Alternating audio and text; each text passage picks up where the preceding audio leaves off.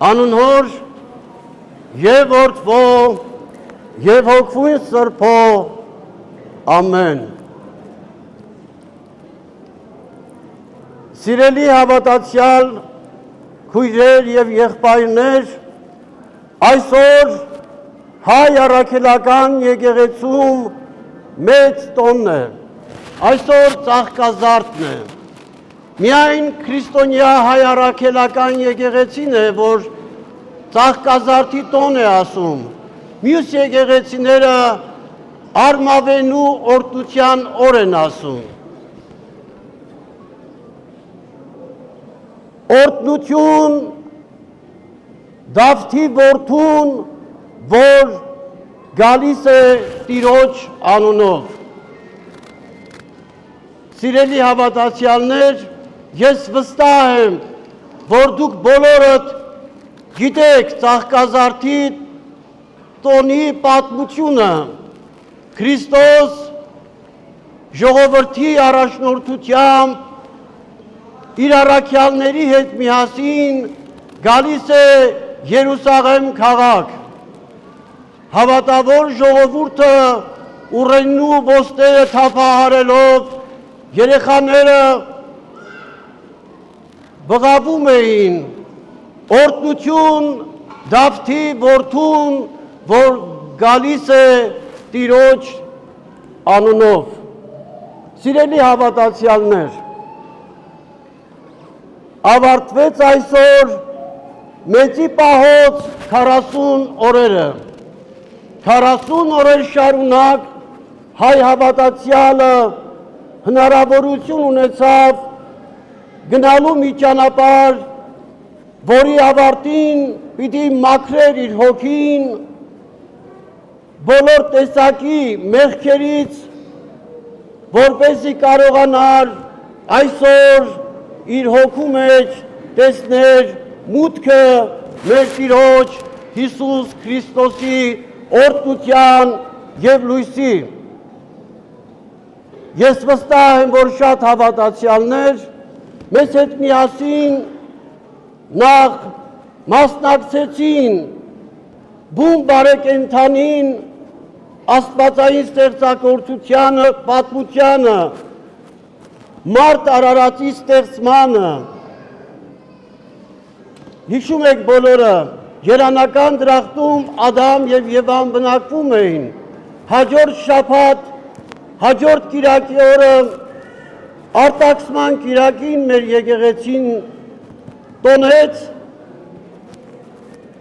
նշեց այն պահը, երբ աստվածաստեղծ մարդը վրիպեց, մեղք գործեց, որը պատճառ դարձավ, որ հեռանա, վտարվի Եդեմական դրախտից։ Այնուհետև հաջորդ կիրակիների ընթացքում անառակ որդու տնտեսի, անիրավ տնտեսի, անիրավ դատավորի եւ երկրորդ գալստյան այս 6 կիրակիների ընթացքում մեր հավատացյալները հնարավորություն ունեցան մեր եկեղեցում, մեր եկեղեցիներում պատարագի ընթացքում ծանոթանալու ավետարանի տվյալ առակներին եւ նաեւ այդ առակների մեկնաբանությամբ իրենց հնարավորություն տրվեց, որ մաքրեն իրենց մեղքերը։ Այսօր Քրիստոս գալիս է Երուսաղեմ, գալիս է փրկagorցության խորհուրդը իրականացնելու կամ Մեսիան իրականացնելու։ Աստված այնքան սիրեց մարդուն իր ստեղծած, որ նրա փրկության համար իր որդին եկավ աշխարհ, նրա փոխարեն իրենց մեղքը իրենից վերցնելու, մաքրելու, իր մահվամբ եւ հարությամբ դեպի լույս, դեպի հաղթանակ առաջնորդելու։ Ինքը պատմությունը, եթե մենք ավետարանի այս պատումը վերցնենք, այսօրվա տոնի ծաղկազարդի այնտեղ շատ կարևոր պահեր կան, որոնցից մի քանիսին ես ուզում եմ անդրադառնալ, որովհետև Քրիստոս առաջի անգամ չէր, որ գալիս էր Երուսաղեմ։ Նա դեռ մանուկ հասակից իր ծնողների հետ մշտապես գալիս էր Աստծո տաճար աղոթելու եւ ուսուցանելու հավատացյալներին Աստծուն դիմելու, Աստծո հետ խոսելու, Աստծուն ճիշտ աղոթելու ձևը սովորեցնելով։ Բայց ինչ էր պատճառը, որ այս անգամ Քրիստոս եկավ Երուսաղեմ եւ այսքան մեծ բազմությամբ դիմավորեցին եւ առաջնորդեցին մեր Տիրոջ Հիսուս Քրիստոսին։ 3000 հարության տոններ մեր եկեղեցիներում 4 օր մահացած վիճակում մնալուց հետո Ղազարոսը Տիրոջ կողմից վերակենդանացավ, կենդանություն ստացավ։ Սա եւ այսօր եւ այն ժամանակ մեծագույն հրաշք էր, որ կատարվեց, եւ այդ հրաշքը նաեւ պատճառ դարձավ, որ շատ հետևորդներ լինեին, որոնք որ լսել էին, որ Քրիստոս 4 օրյա մահացածին կենդանություն էր տրվել եւ դեռ ճանապարհին թույլ կար, որին տեսնելու շնորհը տվեց, առողջացրեց նրան եւ այս ամենը պատճառ էին դարձել, որ իրենք արդեն առավել հետաքրքրությամբ էին վերաբերվում իրենց վարդապետին։ Սա մի պատճառն էր եւ նաեւ կար մի կարեւորագույն պատճառ, որ մինչ այդ, եթե կարդաք ավետարանը, Սուրբ Գիրքը կտեսնեք, որ Քրիստոս որևէ հրաշք, երբ որ կատարում էր, ասում էր մի ասեք այդ մասին։ Բայց այս անգամ արդեն Քրիստոսի Աստծո հայտնության մի օր էր, Աստված հայտնվեց, եւ երբ որ երեխաները բղավում էին Օվսաննա, օրտություն Դավթի որդուն, որ գալիս է Տիրոջ անունով, առաքյալներն ասում են մի բղավեք, մի ասեք այդ մասին, բայց Քրիստոս ինչ է ասում ավետարանի մեջ, ասում է թողեք, թող ասեն, որովհետև եթե իրենք չասեն, ուրեմն քարերը պիտի խոսեն։ Այսինքն Աստված 3 տարի քարոզությունից հետո ինքը հավատավոր իր ժողովրդին ընկալելի դարձավ որպես Աստծո որդի։ Եվ նույնը պահը կար տաճար, երբ որ մտավ Քրիստոս, այնտեղ մի կողմ շպրտեց ամեն ինչ որ դրված էր տաճարի մեջ եւ ասում էր իմ հոր տունը մի դարձրեք ավազակների տուն եւ այն ինչ որ վաճառում են այսպես բարկացած դես ու դեն էր նետում։ Բայց Քրիստոս առաջի անգամ չէր, որ մտնում էր տաճար։ Նա բազմաթիվ անգամներ էր եկել, բայց սա պարագա էր, արդեն որ որևէ մեկը եկեղեցի մտնելուց կարողանա իր Աստծուն տեսնել, Աստծո հետ աղոթել, իր Աստծո հետ հաղորդակցվել։ Սիրելի հավատացյալներ, սա մեծագույն խորհուրդ է մեր բոլորիս համար, բայց միաժամանակ նաև ես վստահ եմ այս պահին եւ գրեթե միշտ էլ մեզ մոտ շեշտադրվող որևէ ծիսակարգի մեջ պահը միայն այն ձևերն են, որոնք որ կատարվում են կամ ծիսակատարություններն են, որոնք կատարվում են մեր եկեղեցիների մեջ, բոլոր պարագաներում։ Դա բոլորիս մեղքն է, նաև մեր մեղքն է, որտեղ քիչ առաջ մարդիկ չգիտեն ինչու համար պիտի մոտենան, ինչ պիտի ստանան։ Ես գիտեմ, ես զգում եմ, որ նրանցից շատերը չեն իմանում ուր են մոտենում, բայց ես չեմ կարող, երբ որ նա մոտենում է իրեն հաղորդություն չտալ։ Եվ երեխաներին եւ մեծերին, եթե մկրտված են։ Սիրելի հավատացյալներ, դժվարին ժամանակներում ենք ապրում։ Անչափ ծանր օրեր են մեր ժողովրդի համար։ Ես երկար ժամանակ մտածում էի, որն է պատճառը, որ Տերը մեզ այսպես պատժում է։ Եվ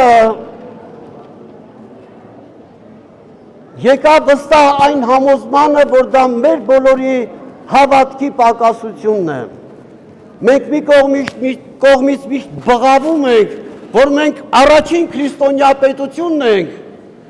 բայց հպարտանում ենք դրանով, բայց եկեղեցու մեջ չեն գտնվում։ Եվ ես այս նույն տրամաբանությամբ վստահ եմ, որ շատ հավատացյալներ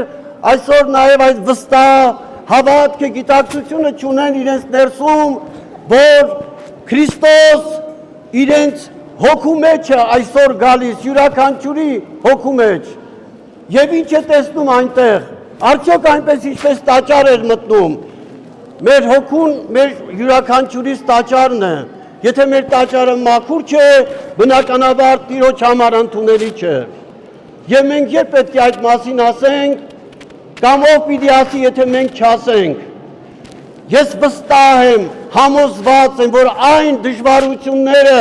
որոնք որ այսօր ոչ միայն մեր երկիրը, այլ աշխարհի բոլոր գրեթե ժողովուրդները կամ մեծամասնությունը աստվածային հավատքի, ճշմարիտ հավատքի պակասությունն է, որը որ պատճառ է դառնում այն վիճակին, որ այսօր մենք ապրում ենք։ Մեր բոլորի ներկայությամբ, գիտեք, ոգևորությամբ մեր հավատացյալները գնում են տաճար, ինչպես են այսպես ջերմ, պարզ, այսպես աչքից դուրս ժայթքող, ակնբախ, այսպես հայացքով մոտենում հաղորդություն ստանալու, բայց արդյոք այն նույն հավատացյալները չէին, կային այն մարդիկ չեն, որոնք որ հպարտանում են քրիստոնեությամբ, երբ որ մի քանի մեր ժողովրդի անառակ որդիներ գնացին եւ Էջմիածինը գրավեցին, ինչ է կարծում եք, Էջմիածնի Աստծո իջածտեղ Աստված պիտի հանդուրժեր դա, ուրիշ որևէ ժողովրդին կարող էր հանդուրժել, եւ ես վստահ եմ, որ նաեւ դա է եղել պատճառներից մեկը, աստվածային պատճառներից մեկը, որ մենք այս վիճակների մեջ ենք գտնվում, որովհետեւ մենք ճշմարիտ հավատքը չկարողացանք մեր ինքնության, մեր գույնը դարձնելու, շատերի համար քրիստոնեությունը դարձավ զգեստ, որ ուզած պահին ինքը անեց դուրս մերժեց եւ դուրս վանեց։ Բոլոր ժողովուրդները կարող են, բայց ոչ մեր ժողովուրդը։ Եվ նմանատիպ տարբեր պատճառներ կան, որոնք որ քրիստոնեությունից չեն բխում։ Եվ ես վստահ եմ, որ Աստված նաեւ գուցե փոշմանել է, որ մեզ այդ շնորհն է տվել առաջին քրիստոնյա լինելու, որովհետև մենք միշտ այն նյութը ընտրեցինք, իսկ հոգին մի կողմ վանեցինք։ Հոգին առավել չէ շատերի համար, քան մարմինը։ Գնացեք այսպես, որ նայենք շատերի մեջ մենք տեսնում ենք, ակնբախորեն երևում է, որ այնտեղ հոգին չի առավել, այլ մարմինն է առավել, որովհետև այդ մարդիկ ապրում են իրենց մարմնի համար, իրենց հոգու համար, բայց ես վստահ եմ նաև, որ Աստված ինքը պիտի վեր բարձրացնի մարդուն, պիտի գա, պիտի մոտենա ամեն մեկին և իր հետ վեր բարձրացնի, իր ձեռքը մեկնի իրեն և իր հետ վեր բարձրացնի, բայց տվյալ պահին է մեր կամքը պիտի լինի։ Մենք յուրաքանչյուրս մենք կարծես թե մեր համար են քրիստոնեական հավատք ստեղծել և մեր պատկերացրած հավատքով ենք ուզում ապրել, բայց այդ հավատքը միայն ձերը չի, հազարամյակների միջով անցել է, մեր հայրենիքն է հազարամյակների միջով անցել։ Եվ այդ մեղքը բոլոր ժամանակներում եղել է և կա և պիտի լինի հետագայում էլ, բայց ինչպես Տերն է ասում, վայ նրան, ում ձեռքով կգա այդ մեղքը։ Եվ ես վստահ եմ, որ այնպես ինչպես Քրիստոս այսօր գալիս է Երուսաղեմ, իր Աստված հայտնությամբ դեպի տաճար է մտնում և առաջիկա օրերին պիտի լինի մատնությունը, չարչարանքները, Քրիստոսի խաչելությունը և հաջորդ կիրակի այսօրը մենք մեր եկեղեցիներում միմյանց կողջունենք, մեր Տիրոջ Հիսուս Քրիստոսի